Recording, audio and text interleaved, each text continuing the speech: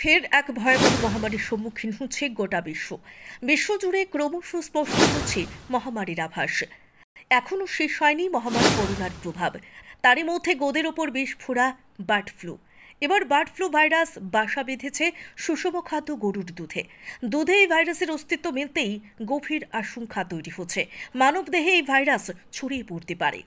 সম্প্রতি মার্কিন যুক্তরাষ্ট্রের প্রশাসন আনুষ্ঠানিকভাবে জানিয়েছে, পাস্তুরাইজড বা প্রক্রিয়াজাত গরুর দুধে বার্ড ফ্লু ভাইরাসের অস্তিত্ব পাওয়া গেছে। হাইলি প্যাথোজেনিক এই ইনফ্লুয়েঞ্জা ইতিমধ্যেই আমেরিকার বিভিন্ন প্রদেশের গরু প্রতিপালন ও গোলে ছড়িয়ে পড়ে। প্রতিদিন আক্রান্ত হচ্ছে গরু, বাড়ছে অসুস্থতা।